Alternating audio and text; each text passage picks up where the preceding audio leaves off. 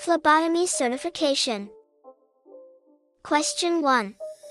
As a phlebotomist, you can display professional behavior in a healthcare facility by doing which of the following? Talking loudly in the patient's room during procedures. Following dress code policies and adhering to HIPAA privacy regulations. Sharing patient test results with friends outside of work. Avoiding proper hand hygiene when pressed for time. Professional behavior requires adherence to facility policies, including maintaining patient confidentiality under HIPAA, proper hygiene, and professional appearance. Violations such as sharing patient information or poor hygiene compromise patient safety and legal compliance. Question 2. Which of the following statements is correct regarding procedures in reverse isolation areas where patients are immunocompromised? Only the patient is required to wear a mask. Reverse isolation applies only to surgical patients. No personal protective equipment is needed because patients are not contagious. The phlebotomist must wear appropriate protective equipment to avoid introducing infections into the patient's environment. Reverse isolation protects immunocompromised patients from external pathogens. Healthcare workers must wear PPE to prevent introducing infections, as these patients are highly vulnerable. Question 3. A phlebotomist who has not been properly trained in arterial blood extraction decides to perform the procedure anyway, resulting in a nerve injury to the patient. This situation is best classified as which of the following? Assault, defamation, fraud, negligence. Negligence occurs when a healthcare worker performs a task without proper training or competence, resulting in harm. This violates professional standards and duty of care. Question 4. You are responsible for obtaining consent from a patient before performing an HIV screening test. Which of the following actions must be taken to ensure proper procedure?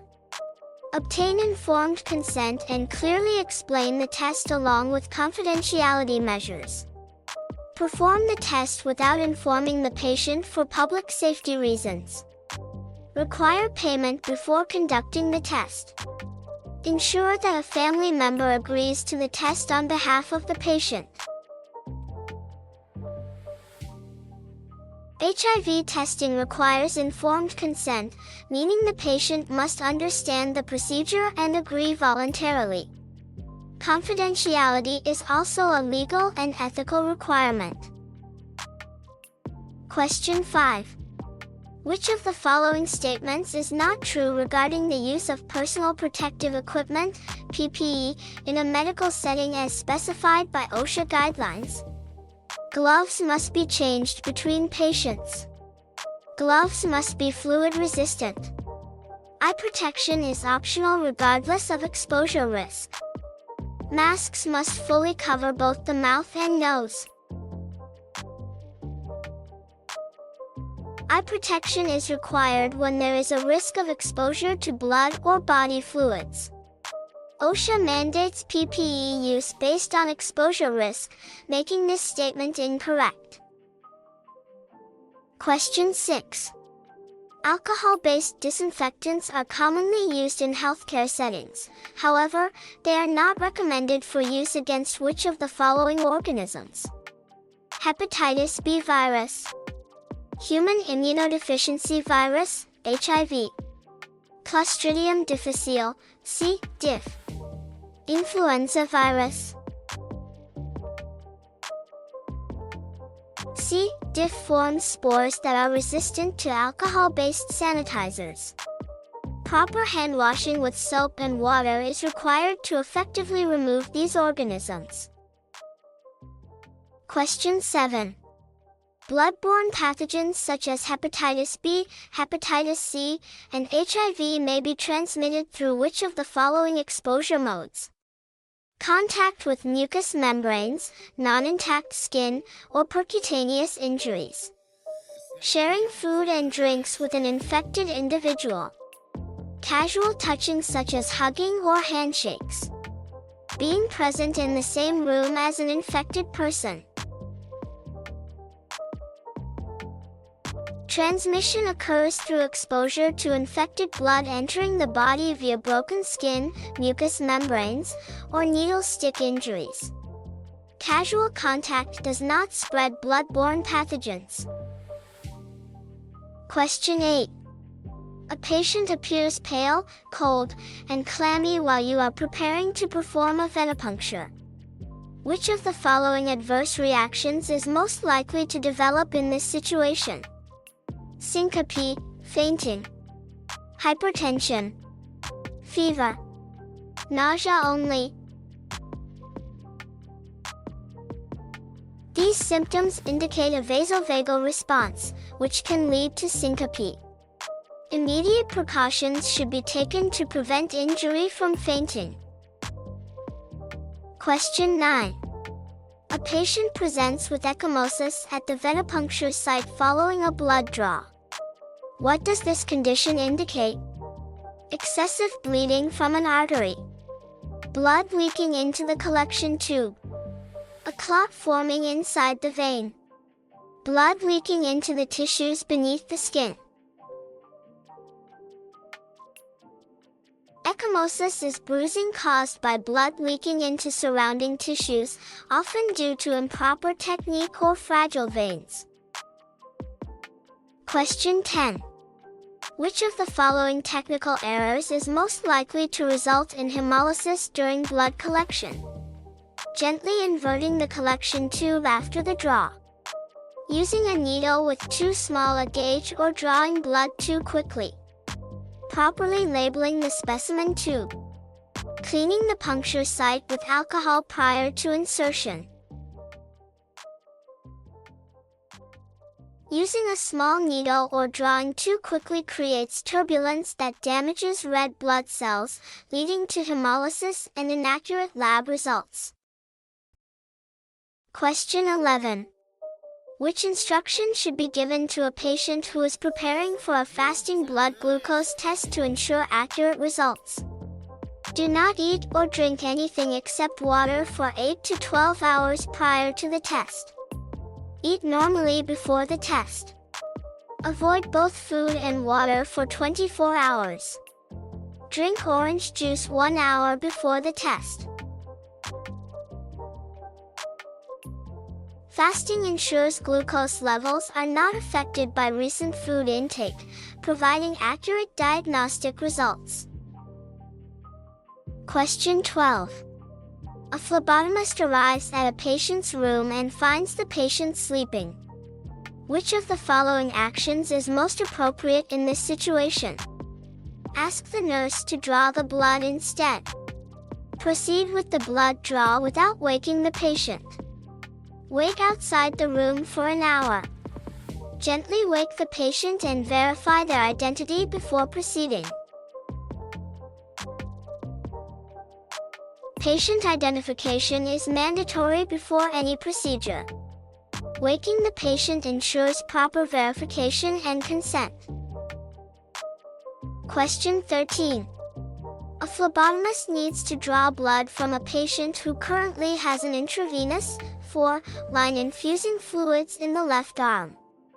What is the most appropriate action to take in this situation? Draw blood from above the 4 site in the same arm. Use the same arm below the 4 site without notifying anyone. Ask the nurse to stop the 4 and draw from the same arm. Use the right arm or another site if available. Drawing from an arm within 4 can contaminate the specimen. Using an alternate site ensures accurate lab results. Question 14. To minimize contamination during the collection of a blood culture specimen, which of the following actions should the phlebotomist take? Collect the specimen after drawing other tubes. Clean the site using alcohol only. Avoid touching the site after it has been disinfected. Collect the sample from an existing floor line. Touching a clean site introduces bacteria, leading to false positive results. Strict aseptic technique is essential. Question 15. Under what circumstances is it acceptable for a phlebotomist to draw blood from a patient's foot or ankle veins? When arm veins are difficult to locate. Only when a physician has provided a written order. Whenever the patient requests it. When performing a fasting glucose test. Foot and ankle draws carry higher risk and require physician authorization to ensure patient safety. Question 16. Which of the following conditions can increase a patient's risk of prolonged bleeding after a venipuncture procedure? Liver disease and a low platelet count. Hypertension, asthma, and diabetes. Arthritis, anemia, and high cholesterol. Obesity, dehydration, and anemia. Liver disease affects clotting factor production, and low platelets impair clot formation, increasing bleeding risk. Question 17. What is the first action a phlebotomist should take immediately after experiencing a needle stick injury during a blood draw procedure? Finish the blood draw before reporting the incident. Wash the affected area with soap and water and report the incident to a supervisor. Apply a bandage and continue working. Ignore the injury if no visible blood is present. Immediate washing reduces infection risk, and reporting ensures proper post-exposure protocols are followed. Question 18. Which of the following statements best describes why the median cubital vein is the preferred site for most routine venipuncture procedures? It is closest to major arteries, allowing faster blood flow. It is large, well anchored, and less painful for the patient. It is the most difficult vein to locate and therefore more precise.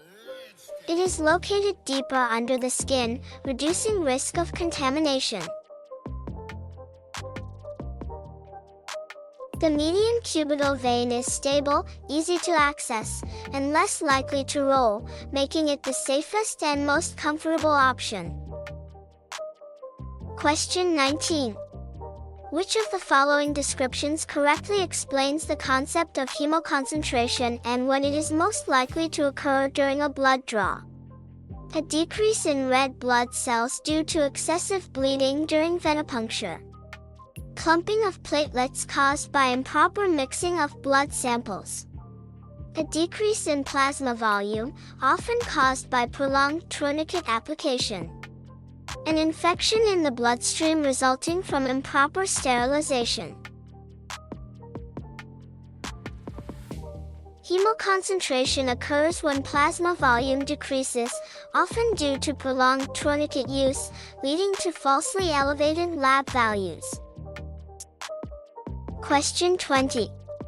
What is the most appropriate response when a patient asks a phlebotomist to explain what tests are being performed during a blood draw? Inform the patient that you do not know the tests being performed. Tell the patient to ask their nurse or physician for all information. Show the patient their medical chart and explain the diagnosis. Inform the patient of the tests ordered, without interpreting the results or purpose. Phlebotomists can identify ordered tests but must not interpret results or diagnoses, as that is outside their scope of practice.